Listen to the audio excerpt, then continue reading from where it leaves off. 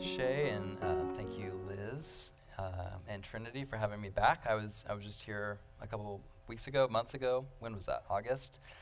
Speaking to the faculty right before the beginning of the year, and that was delightful. And I'm glad to be back with you guys tonight.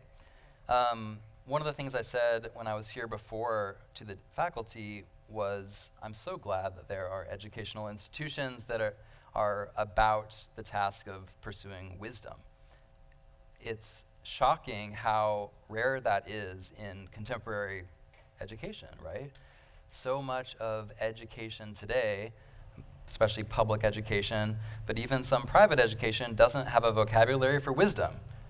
It's about competencies, it's about knowledge, information, skills, kind of career preparation, all of those sorts of things, which none of those things are bad. Those are good things. But they're not the ultimate telos, the ultimate purpose of education, which I think is wisdom. Creating wise human beings, right? Cultivating wisdom in young people. Not just having the right answers, but knowing how to live rightly in the world. And the reason why wisdom is so hard for our modern secular age to grapple with in education is because it has a moral component to it, right? Wisdom is the moral application of knowledge. It's how to take what is in your head, the knowledge you've accumulated, and then live rightly in light of that. And that's the purpose of education, ultimately. For most of human history, that was what education was for, right? It wasn't just knowledge. It was about the cultivation of wisdom, and we've lost that. But I'm glad that there are institutions like Trinity that are carrying that torch. And I think wisdom is even like a focus pillar this year, which is awesome. And I would imagine kind of every year, wisdom is a focus theme here at Trinity and at a lot of the schools that you guys represent in the classical community. But it's so important. And I'm going to speak about wisdom in the context of my book, The Wisdom Pyramid, tonight. So it'll be preaching to the crowd a little bit, I think, but hopefully you'll go away with some new ideas for speaking about wisdom and practicing it in your intakes of information, especially in our digital age. The subtitle of the book is Feeding Your Soul in a Post-Truth World. There's two kind of clauses there that get at what I'm getting at in the book. The feeding your soul part speaks to this idea that we are formed by what comes into us. Both physically, that's true. You are either physically healthy or physically ill by virtue of what feeds you, but also in terms of our spiritual health, it's true. We are either spiritually healthy and wise because of the intakes that come into us that feed our soul, or we are spiritually ill because of things that are feeding us in negative ways, toxic things. And so the food pyramid parallel that I'm getting at with the wisdom pyramid is really speaking to that formational idea that we are what we eat, both physically and spiritually. But then the in a post-truth world aspect of the subtitle is important as well because it speaks to the occasion of why this is an urgent topic now. Wisdom is evergreen, it's always important, but I think there's something happening in our world right now where we're losing a grip on truth, epistemology, kind of how we know things, where we find truth is we're in a crisis of epistemology in many ways. The phrase post-truth was the word of the year in 2016, I believe. Oxford Dictionaries named post-truth the word of the year. And that just speaks to how in the last 10 years, largely because of the development of the internet, we have kind of lost a sense of truth. Are you guys hearing kind of an echo a little bit? Is there anything we can do about that? Maybe I could try the handheld mic if that's better. I don't know. I'm hearing echoey. It makes me sound like a wise monk in like a cathedral in Europe or something. So it might work with the vibe of what I'm talking about. That's better. Whatever you did is better. Is that better? Okay. All right. So the post-truth moment that we're in, the internet has amplified it. But even in the last few years since I wrote the book pre-pandemic. I finished the book like December 2019. And then the COVID-19 global pandemic happened. And what happened? Like, truth and authority and kind of institutional credibility took a beating because of the pandemic. So if we were already struggling to know what is true, what to trust, who can we trust, where can we look for guidance, the pandemic just made that even harder. And I think ever since, it's just gotten worse and worse and worse. If you look at the polls in terms of people's trust in different institutions, for example, whether it's government institutions or religious institutions, media especially, it's just kind of tanking. And I just saw that Gallup released their kind of Americans' trust in the media poll. And not surprisingly, it was at the lowest point ever. I think it tied for the lowest point with 2016. So we're in this moment of, we don't know what to trust. We don't know where to look for truth. There's the foundations of truth are very, very shaky in our society, to the point that even secular folks, not even Christians, are using terminology like we're in a post-truth world, and that's a problem. And so we need handles for that. We need to figure out, as Christians, how do we lead the way out of this wilderness? How do we kind of carry the torch of being truth tellers and people of wisdom? And another thing that I could spend my whole talk talking about, because I'm really interested in it, is the emergence of AI and artificial intelligence. This is kind of a new thing even in the last year, right? ChatGPT, generative AI, the ability for technology to kind of replicate human capacities of creativity and writing, and all of that is just going to make it even harder to know what is true and who to trust. If you thought it was hard 5 years ago to go online and discern, is this true? Is this fake? Is this real? It's only going to be harder going forward with what AI can do in terms of deep fakes and making words come out of real-looking people's mouths. It's quite scary to think about how much more this is going to be a challenge. One of the reasons I wrote this book, I was talking to this gentleman before I came up here. I wrote this as a parent. I know there's a lot of parents in the room tonight. I know that the world that my kids are going to be growing up in is just very different from the world I grew up in. Technology has changed a lot in just a generation. And my kids, your kids, are digital natives. They've never known a world without devices that give them access to pretty much any knowledge, any information that they could fancy, any question that they might have. And as a dad, I just get a little bit nervous about how am I going to instill wisdom in my kids in this world where they're so mediated, where there's so many voices coming at them from every direction, the screens that are going to be at their disposal at school, even at a Christian school. My kindergartner is at a Christian school, and they have iPads and whatnot. And I don't know what I think about that, but it is what it is. And just an illustration of this, which maybe some of you with young kids can relate to, we have my youngest daughter, Helen, is 1 years old. She's just a tiny little baby. She can't even talk yet, but she's obsessed with phones. My wife and I, if we leave our iPhone out anywhere, just like that, Helen will have grabbed it, and she's running off with it with a grin on her face, as kids do.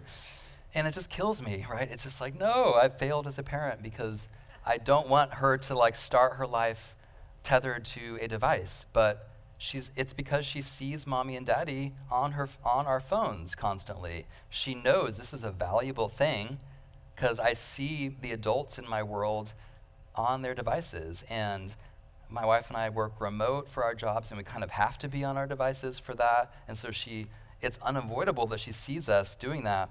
But it's just tragic and scary to me that this is the world she's growing up in. The most important prized possession in her world in terms of what she runs for when she has a chance is a smartphone. This is why I wanted to write this book. Last night, my oldest son, who's just 5, and he's in kindergarten, Chet is his name. One of the things we love to do is garden together. And I work for a website. My job is entirely screen-based. And so you can imagine that when I have downtime, I want to get away from screens and go out and do something with my hands and do something in the dirt, in nature. So one of the favorite pastimes with my oldest son especially is gardening in our yard. And so last night, for about 30 minutes, Chet and I went out and we transplanted a big kind of potted large tree into the ground, and it was this whole struggle to like pull it out of the pot, you know, and you have to kind of loosen the dirt and pull it out. And he was pulling and I was pushing, and we got super messy and we were dirty, and yet it was just sublime because I had the thought, like, there's more wisdom being gained in his little life. In this 30-minute in the dirt with dad experience than almost anything he could be doing on a device. And that's why nature occupies an important role in the wisdom pyramid, and I'll get to that in a little bit. But these are the things I'm thinking about, just my kids, and trying to form their developing souls in a direction of wisdom and not just device, media, which I don't think is a recipe that will form them in the direction of wisdom. So this is one of the reasons why I created the Wisdom Pyramid. It was my hat as a parent. I'm also an elder at a local church, so I was also just thinking about, you know, how the internet is really a spiritual battleground for people. Media has this formational power, and it's really pulling people away from truth. And we see this in our churches. We see how so many churches, especially during the pandemic and with the partisanship in our world, they are listening to these voices on social media and on podcasts or whatever that become almost spiritual authorities over them in a more formative way than their local church pastor and their local church community. And I see it just front and center in my own church, and I'm sure most churches are the same. And so this is for every Christian, just every church, every school. We need to be pushing our people to healthier habits of intake. Because as I said, so much of how we're formed spiritually is based on what comes into our soul, what feeds our soul. And so what the food pyramid was for our physical health, the wisdom pyramid is for our spiritual health. It's guidance for what to consume, what not to consume, and in what proportion. So I will go through each level in a little bit. But I think first I'll talk briefly about the first half of the book, which is called Sources of Our Sickness. And this is kind of the depressing part of the talk, so hopefully you'll roll with me. How many of you have read the book, just so I know? Okay. So I start the book with Sources of Our Sickness to set up for Sources of Our Wisdom, which is the Wisdom Pyramid. So in the Sources of Our Sickness section of the book, I talk about three dynamics of information in the information age that I think are making us sick as a society and as individuals. Too much information, which I call information gluttony. Too fast information, which is kind of like perpetual novelty. And then too focused on me information. So this kind of look within yourself epistemology. So let me just briefly talk about those challenges, because these are the challenges, if you're a parent, that your children are facing. These are impediments to wisdom.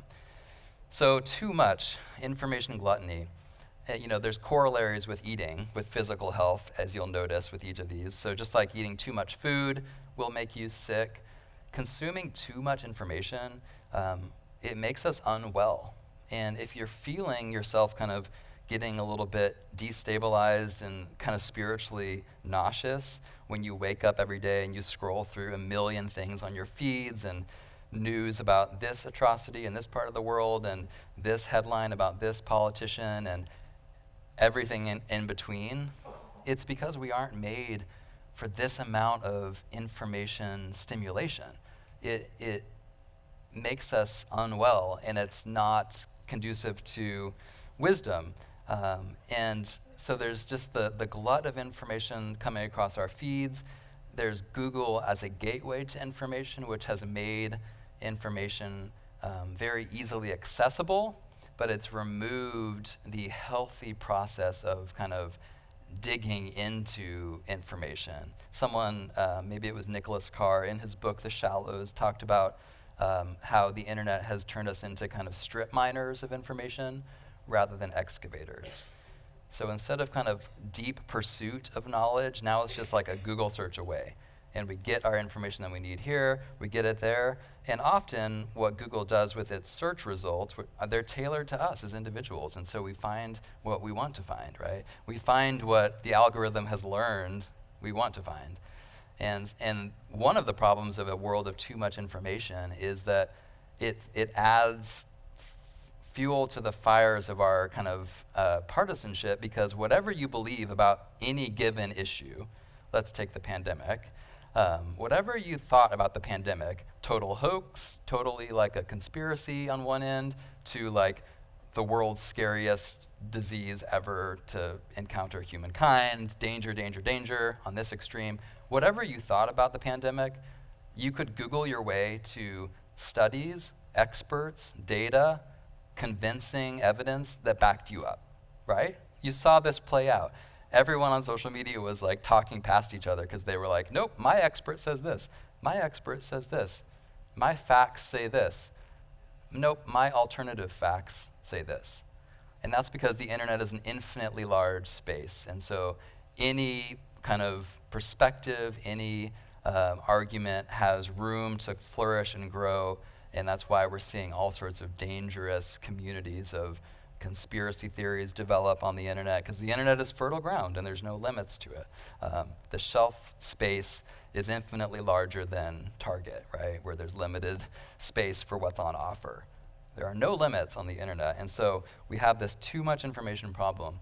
Another interesting thing that I talk about in the chapter on this in the book is there's actual science showing that the information gluttony that is coming across our brains is actually rewiring our brains. We're losing the capacity to go deep and to think critically because our brains are so overtaxed and they're so stressed out with all the like information triage that they have to do constantly. And you probably experience this too. Like we're losing the ability to remember things like we once did. We're losing the ability to just kind of read long passages of books because our brains are so wired to kind of scan headlines and articles on the internet.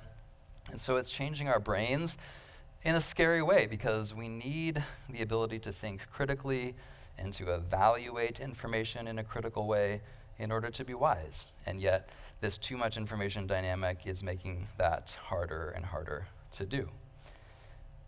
Okay, so let me move on to the too fast problem, the speed of the internet age, which just like eating too fast is going to give you a stomach ache. It's not going to go well if you scarf down a ton of fast food.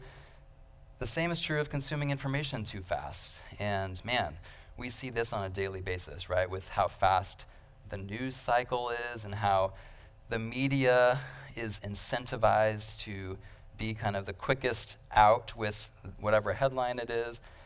And I'm speaking as someone who works in the internet media industry, and I know that there are huge incentives to being fast, right? To getting your hot take published sooner than the other publication, to getting your breaking news, whatever it's about, out there for the audience, because the internet moves so fast and you have to keep up if you're a publisher or a media entity, and yet that speed is not conducive to truth, right? And we're seeing this, like even the New York Times, the flagship kind of standard bearer of journalism, is constantly finding itself in these situations where they report on something so fast that later they have to retract it or change the headline. Even this week, there was something with Israel and Hamas where the New York Times was caught doing this. The narrative changed because they were too fast with one narrative and the evidence came in and it wasn't what they originally reported. And this is happening just kind of everywhere. Like, it's not just the New York Times, it's every media entity is going too fast for the pace of truth. And we as consumers are moving just as fast. And you know, how many of us have like retweeted or shared on Facebook something that we later regretted sharing? It ended up being fake news, or it ended up being just not quite the wisest take on some situation. But we're all kind of beckoned by the internet to post our every thought we have, every emotion we're feeling now, post it, get it out there. That's what social media beckons us to do, and it is not conducive to wisdom, right? Wisdom is not usually found in the hot take. It's more often found in the cold take. And yet, everything in the structure of the internet is incentivized to go fast, right? Speed is of the essence. But I think that wisdom necessitates a slower pace. And so we have to kind of take a step back as Christians and be countercultural and going a bit slower, both in how we process information and how we share our opinions and share information.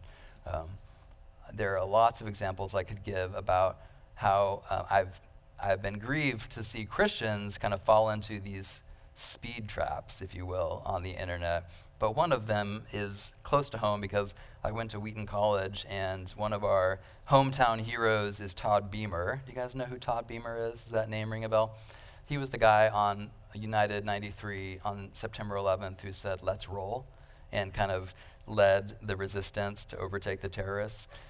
Well, a couple years ago, I think it was the year of the 20th anniversary of 9/11, there was this viral, they called it a transcript of Todd Beamer's phone call with the AT&T person on the plane. And it was this very dramatic kind of transcript of Todd Beamer's last conversation with someone before he died. And I saw so many people in my friend group, my family, sharing it because it was truthy. There was truthiness to it. It felt real. And what we knew about the Todd Beamer story is like, yeah, this feels viable. But I remember seeing people share it, and I'm like, hey, I went to Wheaton. I'm pretty familiar with the Todd Beamer story. This doesn't seem right. Like, why after 20 years are we just now seeing the transcript of his phone call? And as it turns out, there was no transcript of that phone call. It was a fabrication that was like piecing together different things that different people said and attributing it to Todd Beamer. And it was for the sake of like, making us feel good. Like, this is like a hero on 9/11. Here's his last conversation. And it grieves me because those things are like, there's a kernel of truth to it. And so you can see why we're inclined to want to share it. But if Christians become known over time of being people that perpetuate fake news and conspiracy theories, what's that going to do to our credibility as the people of wisdom, supposedly, in our society? So we need to be the most diligent and kind of arduous in fact-checking and making sure that we investigate the sources of things before we share them, because the pace of things on the internet, again, is not conducive to truth and wisdom. Okay, so too much information, too fast information, and then the third source of our sickness that I talk about is this orientation around the self, this kind of algorithmic orientation where everything is oriented around me. The iPhone is called the iPhone for a reason, right? It's about me. You can design your experience in the smartphone era to be completely tailored to you, your conveniences, your interests, your feeds are all tailored to you. The profits are made in Silicon Valley because of this capacity of technology to read you as an individual like a book and figure out what is going to make you click. What are the things that you have shown a history of clicking on, watching? There's data on everything. There's data on how many seconds you paused on Facebook to look at something. So that's scary. Just like, next time you're on Facebook, be careful what you're pausing on to look at, because it learns you, right?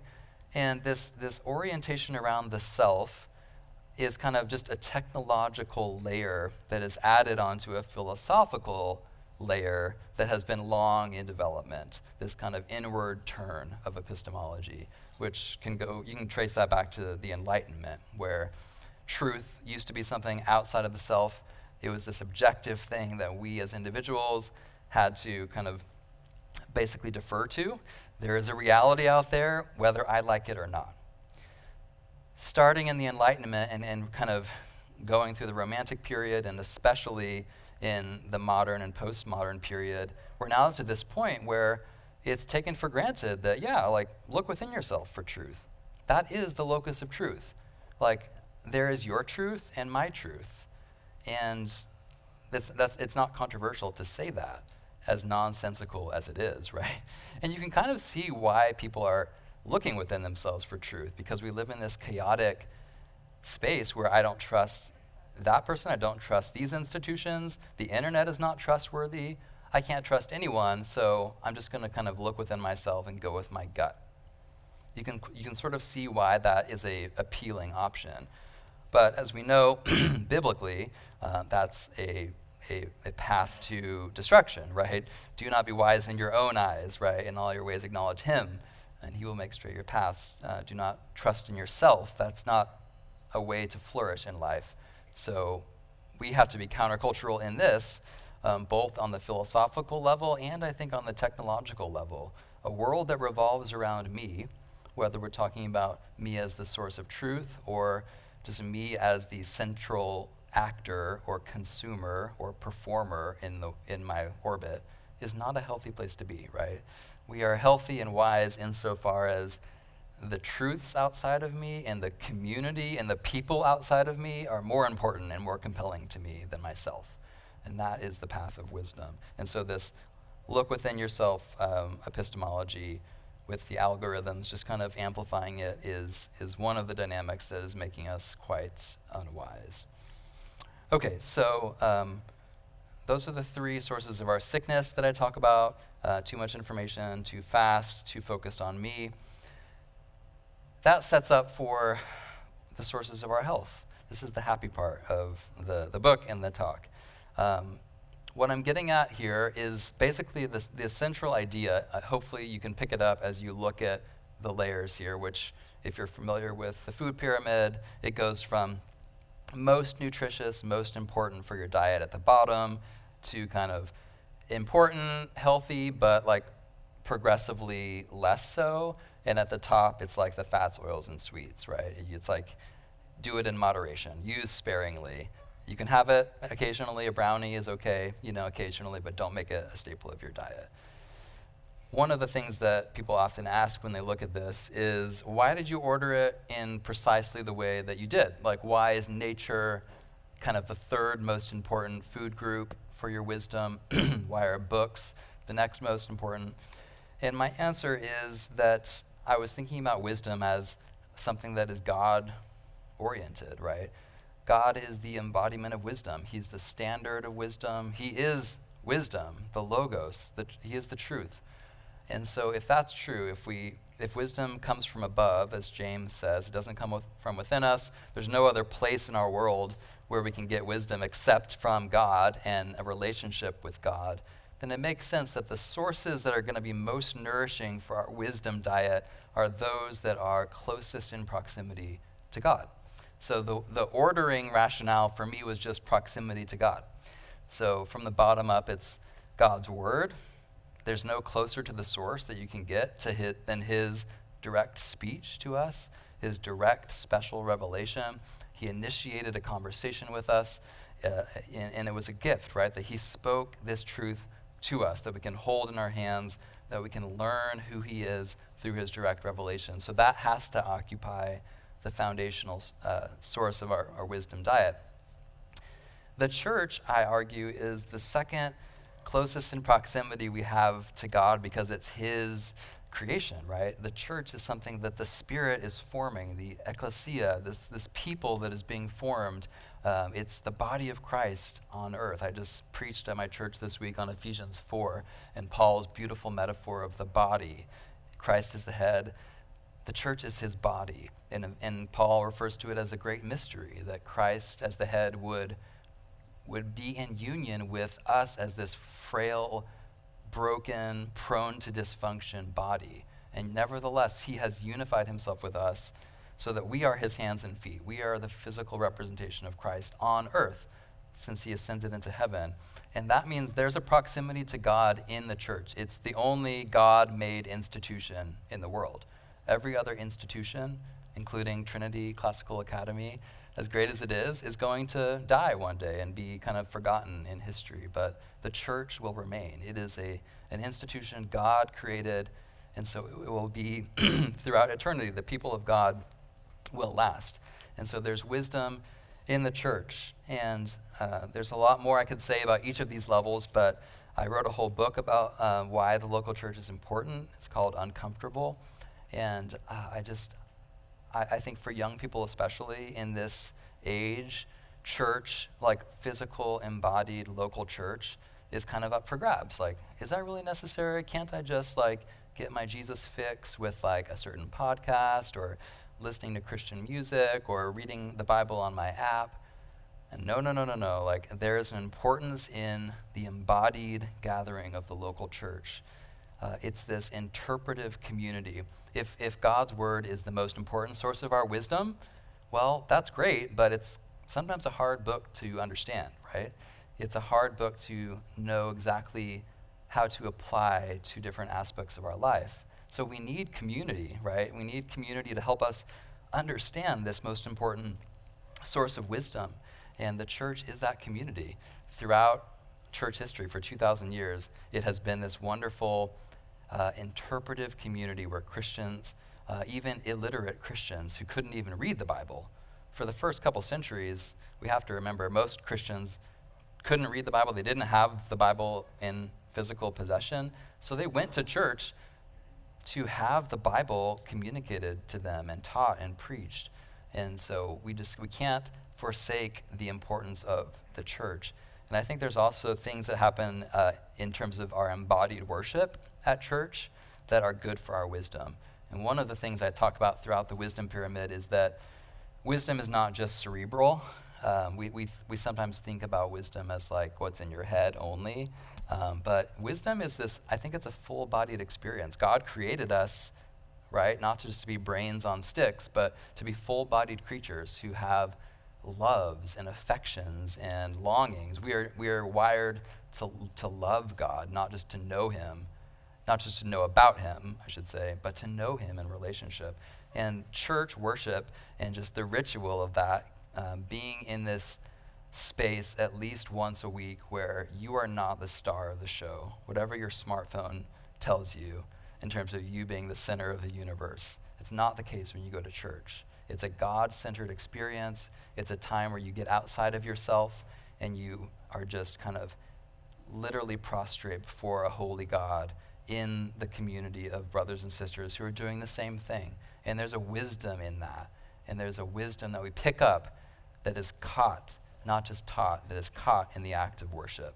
And so I could go on and on about church. As you can tell, the church is near and dear to me, and I think that it has to occupy a really foundational part of any wisdom diet. So nature, going on the whole proximity to God rationale, I argue is the next closest in proximity to God because it's his creation, right? It's his handiwork. Nature is not mediated by man. Humans didn't create trees and the seasons and the stars and weather like God did. And that's important, right? And there's a revelation there, general revelation. The church has this tradition of the two books, right? The book of the Bible, special revelation, and the book of nature, general revelation. And who's the author of both books? Same guy, right?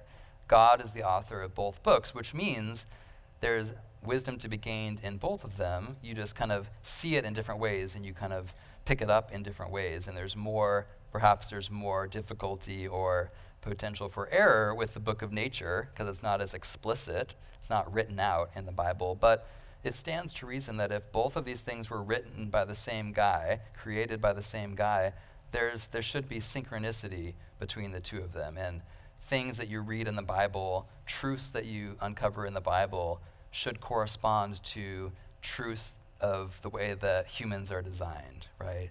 The way that male and female are designed for one another, for example. Like all of these big topics in our culture about sexuality and gender and whatnot, like this is like why it's important that Christians are in the sciences and are valuing God's creation and acknowledging that he created this, right? He designed our bodies with an intentional design that corresponds with his truth in Scripture. They do not ever have a paradoxical or a conflicting relationship, as much as the kind of new atheist crowd tries to claim that like faith and science are in conflict.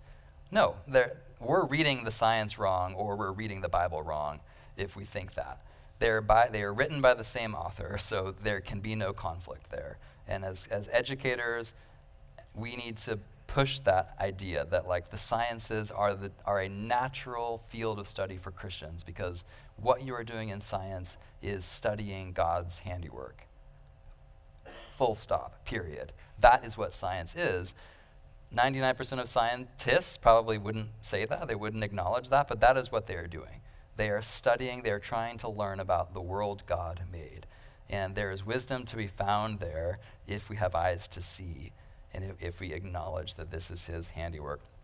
I think there's also wisdom in nature, just in the sense that it slows us down. So if the speed of the digital age is part of our problem of making us fools, I think there's wisdom in kind of the way that we are chastened by nature, right? When you go outside, when you climb a mountain, you are very aware of your limits, right? You can only go so fast. You can only breathe so much before the air gets thin and you struggle. You can only run so many miles. Even the most adept runners have limits. And the limitations that God puts on us in an embodied world where he designed us, we are capable of much, but there are limits, right? We have to sleep. God designed us to sleep. He didn't have to. He could have designed us to not ever have to sleep. What does that mean? There's a wisdom there. God knew what he was doing when he made it essential for humans to survive by sleeping a third of their life. How inefficient is that, right? Think of all that we could do with that third of our lives. But God knows that wisdom is found in an awareness of our creatureliness and our distance from God, in the sense of we are the lowly creatures, he is the creator. Anytime we get kind of an over-realized sense of our God-like creator, when we start to think of ourselves in those terms, that is a quick path to foolishness. And we're seeing this in our society, right? With science and technology, making us gods, where we can manipulate our own gender if we like it. We're playing God with unborn life. We're playing God with, these technologies that are supposedly going to make humans immortal, transhumanism. Like, all these things are just silly because it's like, no. Like, we are capable of a lot, but we are lowly, lowly creatures, and God is the only creator. Acknowledging him in his rightful place is wisdom. The beginning of wisdom, as we know from Proverbs, is what? The fear of the Lord is the beginning of wisdom, this reverent awe before this mighty, mighty, majestic creator. And anytime you go out in nature, whether it's like looking at the Grand Canyon or a majestic mountain or the fury of a raging river, you're reminded of the power of this world that God created. Like, go out and look at the stars. Can you see stars in Santa Clarita? We can't in where I live. I miss that. Looking up at the stars and just kind of having that awe that, Psalm 8 talks about. When I look at the stars, when I look at the mighty heavens, and I consider, what is man that you are mindful of him? It's just this beautiful humility that in this huge cosmos that is nature, we are just a tiny little speck, and yet God has sought us out for relationship, and that's an amazing thing. And I just think humility in general is such a pillar of wisdom, and nature is a good teacher of humility, if that makes sense. Okay, so moving on, for the sake of time, books. I don't have to pitch this one hard to you guys, probably. The great books are one of the favorite things in this room, I'm sure. What I'm getting at with books as a source of wisdom is not just the content in the books. That obviously is helpful for our wisdom. But I think also just the form of a book is important in an age where I was talking about how the too much information dynamic is making us dumber, essentially, not able to think deeply, not able to follow a line of argument for very long.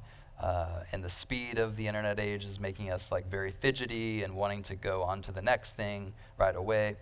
A good kind of meaty book requires you to have patience, right? To have a sustained attention, to go deep with one author's perspective for a prolonged period of time. And that is an important discipline. If we are to be critical thinkers, if we are to be people that ultimately can kind of test the spirits of the age and look at what's on the internet and be able to say pretty quickly, like, that's right, that's not.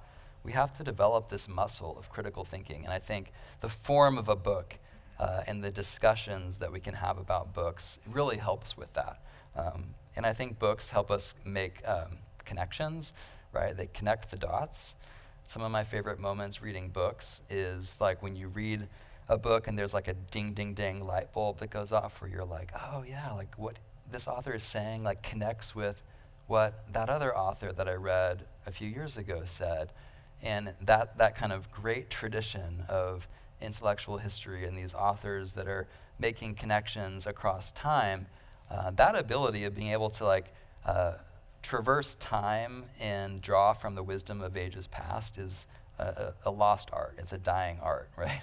One of the byproducts of like a too fast perpetual novelty age is a kind of present focus, an anachronistic focus on the now, a chronological snobbery. Who said that?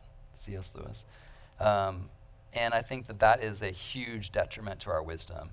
If we can't remember what people 10 years ago, let alone 50, 100 years ago, were saying about these exact issues that we're trying to sort through today, then we're lost, right? We have to dig into the past and draw from the resources of the great wisdom traditions that have come before us. Okay, so moving on to beauty. This one is near and dear to my heart. If you know kind of what I tend to write about as an editor and a journalist is the arts and culture. It's something that I care a lot about, and I think that too often evangelical Christians don't value it enough because it feels superfluous, right? It feels like, of all the things to spend my time on, I should just read nonfiction books, right? Like, fiction feels superfluous. We should be pragmatic in like how we spend our time and money. And art and beauty and music feels, like just kind of nice adornment, but not super crucial. And I should say, it's the second from the top, and some people think like, oh, that you're making it too unimportant. And I would say, no, it's very important. The only reason it's up there is because books and beauty are human-mediated things, so there's more of potential for error, right? Anything that is like by nature created by humans, fallen humans, means that by common grace there could be truth and goodness and beauty in those creations, in those books, but because we're fallen, there's also high likelihood that there's falsehood and untruth and ugliness there. And so the reason why books and beauty are kind of near the top is not that they aren't amazing, important sources of wisdom. It's just that there's more of a kind of take it with a grain of salt, critical thinking necessary. And I know this better than most because what I do for a living is, fraught with potential hazards. As a film critic, as a Christian, all the things that I have to see and, explore in the realm of the arts these days, there's a lot of really untrue things being said in the arts.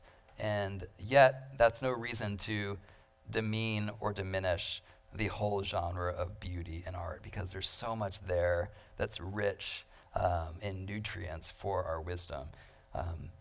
The importance of beauty is kind of like what I was saying about worship in a church and how wisdom has to do with our loves and our affections. It's not just about knowing about God, it's knowing him and loving him and longing for him. I think the arts do that, right?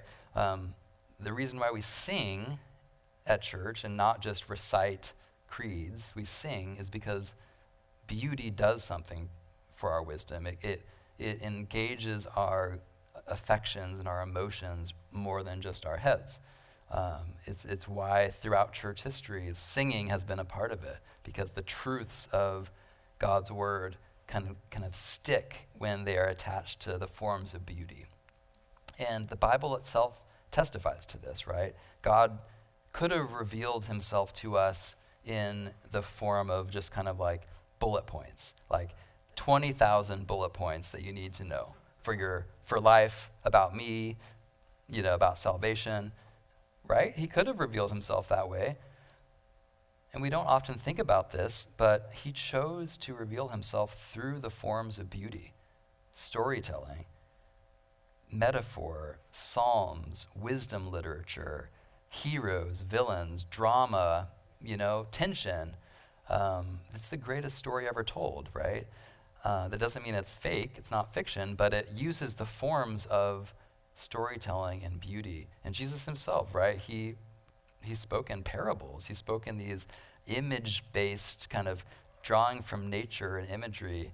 He didn't communicate in this very didactic, here's what you need to know from me before I leave this earth, robotic way. He spoke in this beautiful way.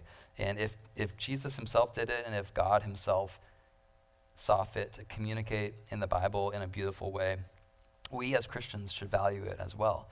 And so I would just encourage you, both in how you teach and how you kind of mentor the next generation, and in your own life, pay attention to beauty and value it, and make time for festivity and music and dancing. We were talking about dancing and kind of how I went to Wheaton College and we had our first dance in history while I was a student there, and it was big news, national news. The evangelicals are dancing. But there's such beauty in kind of that just kind of embodied festive celebratory thing, like sports, there's things that we diminish, I think, as Christians, as if that's just kind of secular, meaningless thing, diversions. But I think there's a power in those things that we should appreciate. The Bible calls us to rest. Sabbath is a value in the Bible. And the things that we do when we rest, the joys that we enjoy. It's kind of like when God created the world. What did he do at the end? He saw that it was good, right? He enjoyed what he created. And I think too often we work, we create, but we don't take time to pause and enjoy the beauty of the world. And I think that we need to do that more. So value the arts, value beauty. Okay, finally, the top of the pyramid, the fats, oils, and sweets category at last, the internet and social media. I should say, I have it on the wisdom pyramid, so I could have not had it on there at all, right? I could have argued in this book that in order to be wise in the digital age, you need to go offline completely, live an analog, off-the-grid existence, throw away your phone. But not only do I think that's unrealistic, I just don't know if it's the right answer. I think there is a way to live in the digital world, to have devices, to be online, but to be there with wisdom and to do it in health. It's easier said than done, but I think it's a challenge worth taking up. And some of the things that I talk about in the chapter on the internet and social media are just kind of tips and ideas for how we can go about enjoying what is good on the internet and social media and doing it in a way without kind of compromising ourselves by all that is toxic and dangerous in those spaces. So a couple things that I'll mention here, and I'm happy to talk more about any of these levels in the Q&A time, which we'll have in a minute.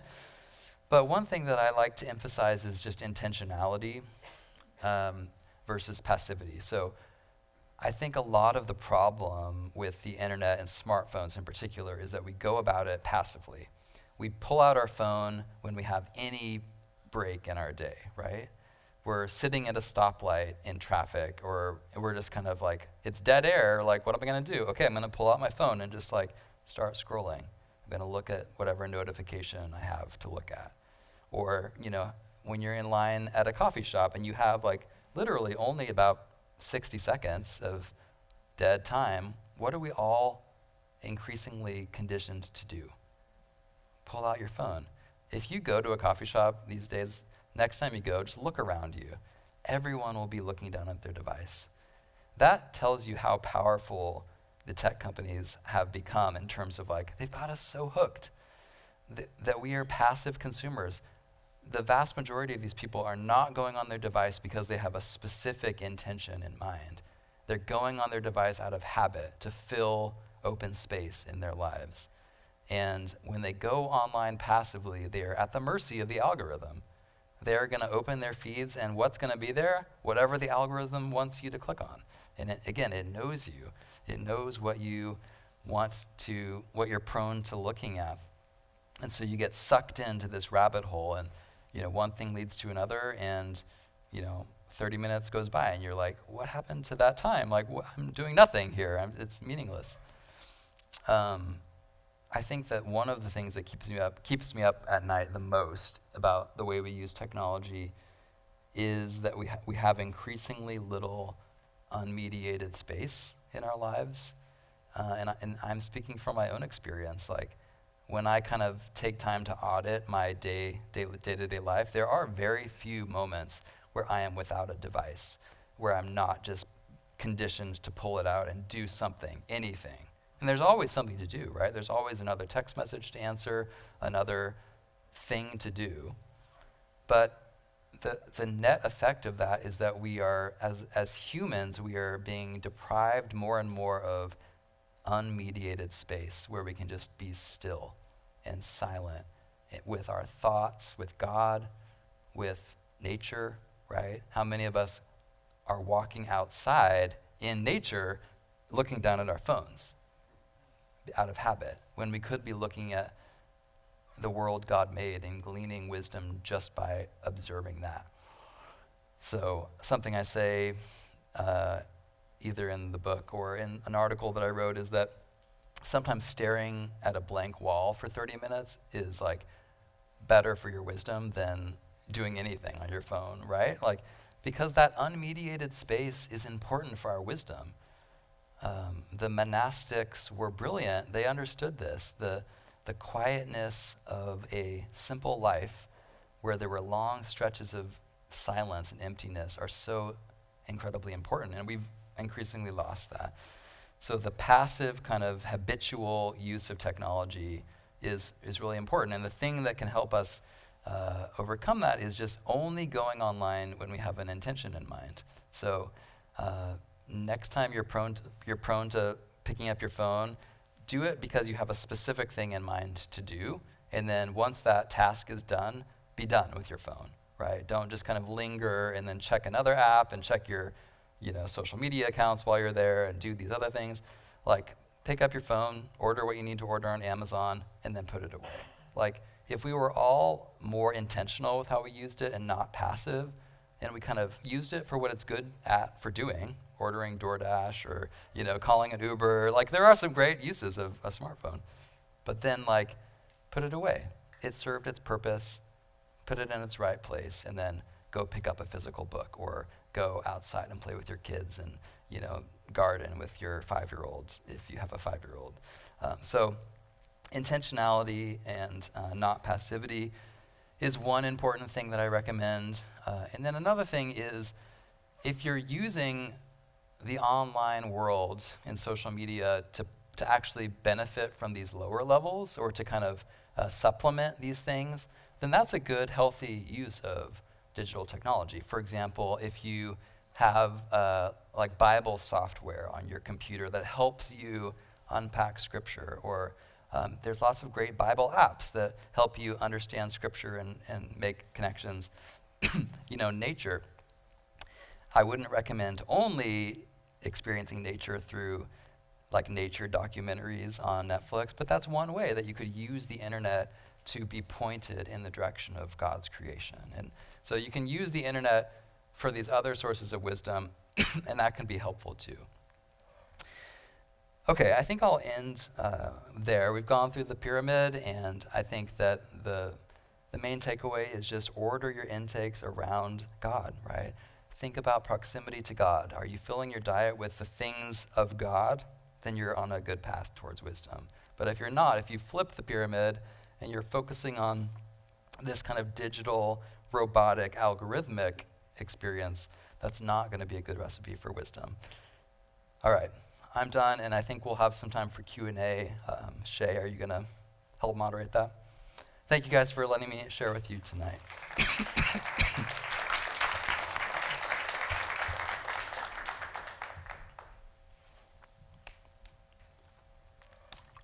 Do we have any questions for Brett? Any questions?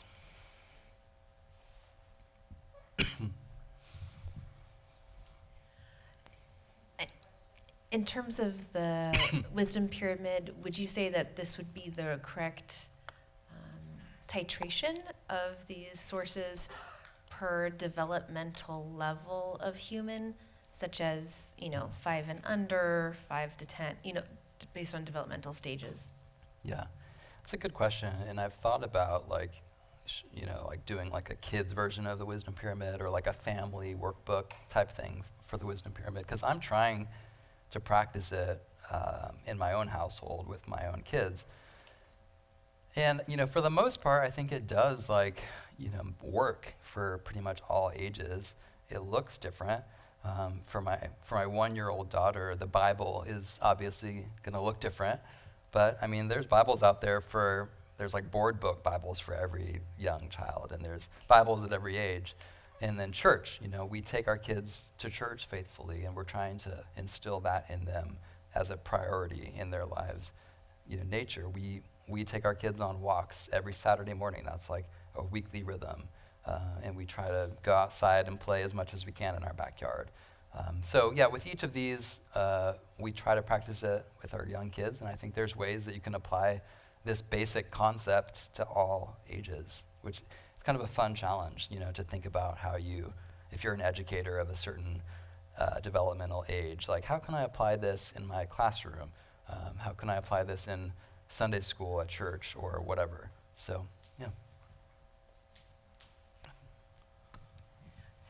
Since COVID, we've seen a lot of our families not return to a physical church. Yeah. That they think church is something you can do online. Yeah. And if you could speak a little bit about that, and how do you move parents back to understanding the community of the church? I think I really quickly added your book Uncomfortable to my shopping list on Amazon while you're talking. Yeah. So I'm anxious to read that, but I'd like to hear a little bit more. Yeah, that's a real challenge that we, at the Gospel Coalition, we do a lot of work with pastors and churches all over the world, and that's a common theme that we hear from pastors is like non-returning worshipers after the pandemic who just kind of got used to like watching it online and just like have sort of saw that as an opportunity to like have a more convenient, bedside Baptist church experience. And I think, really the answer that I think is most important is just having a robust ecclesiology. I think a lot of evangelical churches did themselves a disservice going into the pandemic because they hadn't preached about like a theology of church and what the gathered church is and what it's for. It was just kind of a cultural assumed thing. And then if you don't have a foundation of why this is a value, then of course like a digital version of it that's more convenient in an age of convenience where people, just their natural way of thinking about the world is convenience and comfort, and I'm a consumer and I want my Amazon Prime delivery tomorrow, The internet is making everything even more catered to our comfort. And that mentality is toxic for the church because the church is necessarily uncomfortable. That's what my whole book, Uncomfortable, is about. And we have to lean into that and challenge people to see the value in the discomfort of it and remind people, which is what I remind people in Uncomfortable, the book, we don't grow in life in comfort. You just don't. Like, whether you're in a sport or any sort of skill that you're trying to develop, you're not going to get better at it if you just kind of stay in your comfort zone. You improve when you like let yourself be challenged and pushed, and you're in a community of people that are sharpening you and making you better. And that's what the church is for. It's God's way of growing his people in this community of discipleship. And solo, individual kind of at-home Christianity is not going to be conducive to your growth. No matter how many podcasts you listen to or, brilliant theologians that you read their books of, there's something that happens in a local church body that is indispensable for our spiritual growth. So I think we just need to make that case and make it compellingly. And also, I think we need to play up the aspects of church that are a haven in the digital exhaustion. So I think this I've seen this work with Gen Z. Gen Z is increasingly like disillusioned by just the digital world, and they've lived their lives in this mediated space, and they're craving something authentic and tangible, and they want something real in a world that is increasingly surreal. Increasingly with ChatGPT, everything is surreal. Who knows what is real? And the church is something real. It's tangible. It's people you can shake their hands. You can give hugs. You can worship, hearing other people's voices worship, rather than just having your ear pods in, listening to a worship song in an isolated experience.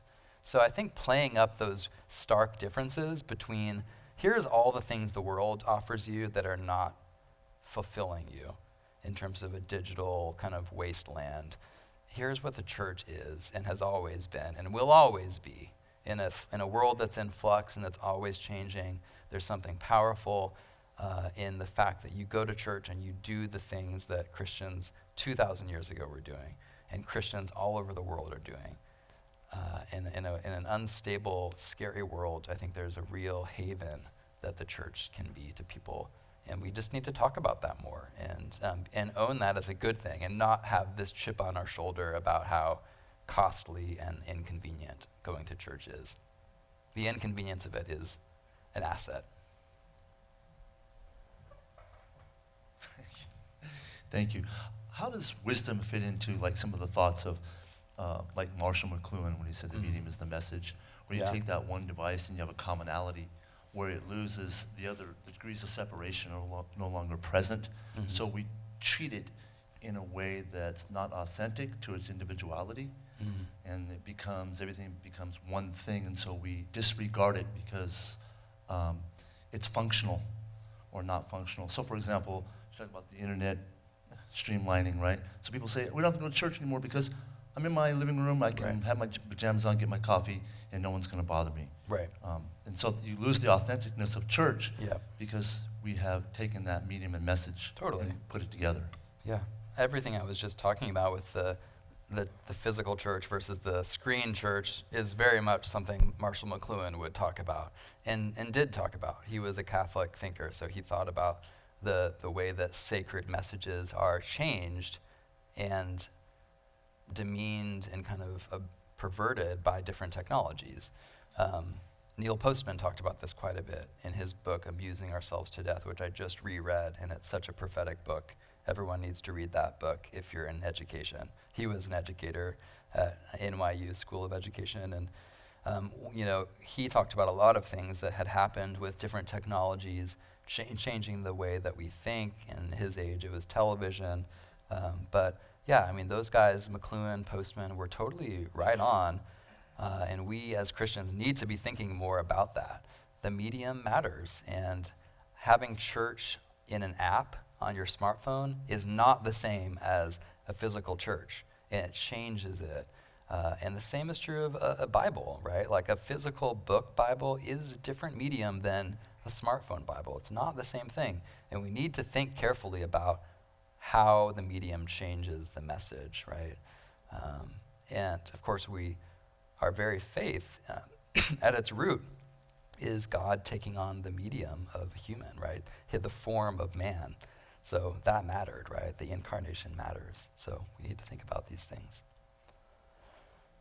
Any other questions?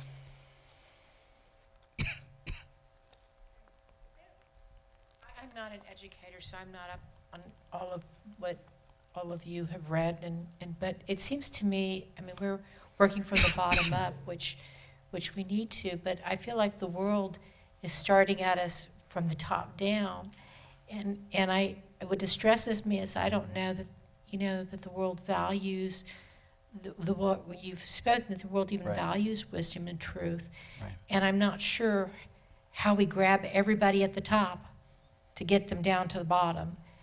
And so, like I said, I'm not read in all the items that you have it's a great speaking of, but that is a dilemma that I'm not sure what the answer is.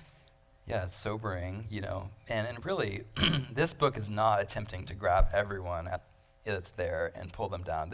I wrote this book for Christians, Because even Christians who, in theory, know this is true, right? Every Christian, I would hope, if they were asked, what is the most important source of truth for you, would say the Bible. But they're not living that way. Functionally, a lot of Christians have their diet flipped. And so we need to start by getting our own house in order, by having Christians be carriers of wisdom in an unwise age. If there's any hope for the rest of the world to have any sense of wisdom, Christians need to be the ones leading, because we have the resources for wisdom, because we have a foundation that is infallible and true. And we have things like the church that we're gleaning wisdom from. And so, yeah, I didn't write this book for the world. My ambitions were more modest. I'm wanting Christians to be wise. And I think if we start there, then hopefully as the world increasingly moves in this post-truth direction, where everyone is feeling the sickness of that and longing for something solid, that they'll know where to look for that, right? That Christians will be so visibly, counterculturally wise and stable and healthy because we have truth to stand on, that our secular neighbors who are lost in this like post-truth world will be like, hey, like something, you seem to have something that gives you orientation. You seem to have a North Star in this world of disorientation. Like, tell me about that, right? That's the goal. The goal, if Christians like live like this and can become wise people, then we'll be the people that lost folks turn to for direction.